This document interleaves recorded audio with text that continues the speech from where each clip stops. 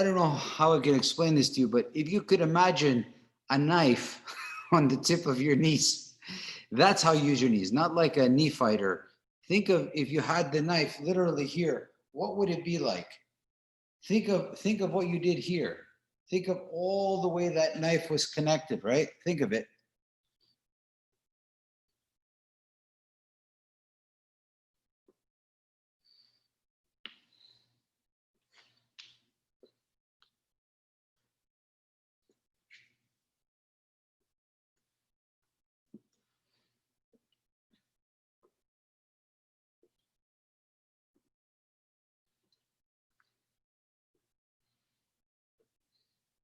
And once in a while, go back to your elbow.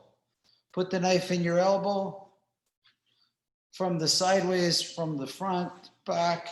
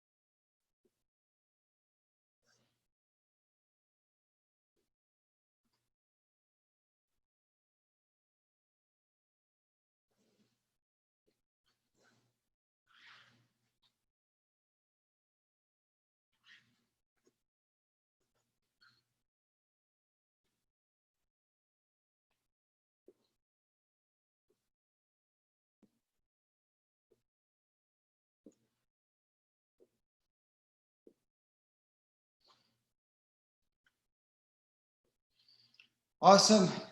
Put the knife under your armpit. So again, start to make movements. So it's under your armpit and you start to kind of move. It doesn't matter how, right? Slashing movements, stabbing movements. Yeah, even backwards, like behind you, right? Think of all the moves you would do with your wrist, but try your hardest not to make it.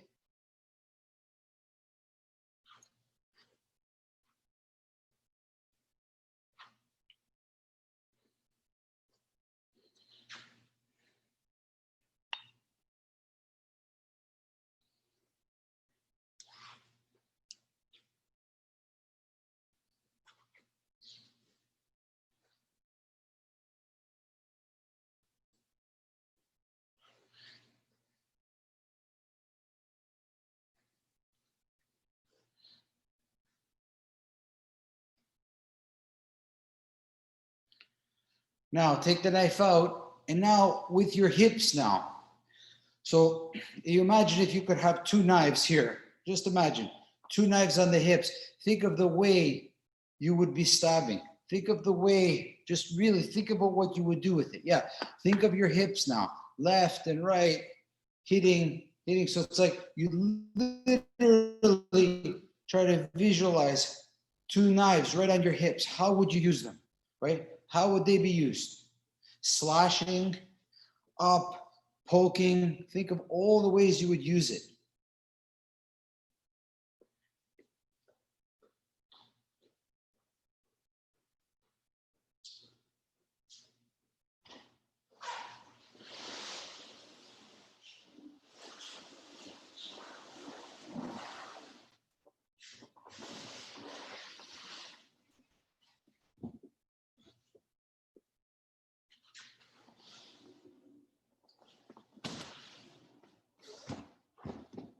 Awesome, guys. Okay.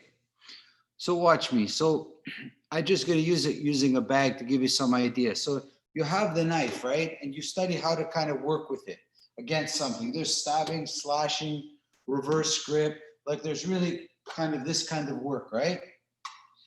But then you were to put it in your elbow, and now you have the similar idea. Or you would put it in your armpit, and you would have the similar idea, okay? Now, why would you do that? People would ask, why would you do this? It's a good question. I know the answer, but I want you guys to try. There are so many times I have come across where taking a knife and ended up like this, and I knew how to work with it. There are so many times I came up like this with the knife and I knew what to do with it. I would never advise you to do it like this, but you know what? Now that you know what to do, you might actually find it works pretty well. Okay, so there is a defensive aspect as well as an offensive aspect to all of these things. Okay, so whatever you did with your wrist, your elbow, and your armpit, you do with your feet, your knees, and your hips. You just have to imagine if you had like a knife in that spot, how would you use it? So don't use it like just a knee or a kick, but try to imagine if you had that thing. If you look at some of the old gladiators, they used to have a spike on top of their knee. You know that, right? They have a spike on top of it. For those hockey players, Jaker, you know what I'm talking about. Those elbow pads, those like it's a spike. Like that thing is not, that's a real weapon if you use it right. Some people better than others. Questions at all, guys? Make sense? It's just an interesting way, guys. Ask me if you have questions.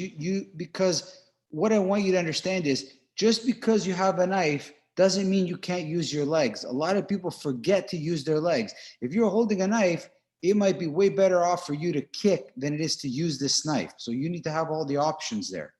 Okay, don't forget, because that's the big topic, is that when people hold weapons, they forget that they have other options. They have other things to do. Okay, this is the big thing. I want you to be able to hold a weapon and still remember you can kick as well, or still remember you can do other things. But if you haven't trained like that, you won't remember to do those things. Okay, so just 1 minute now. Make movements with the knife, wrist, elbow, or armpit, and then incorporate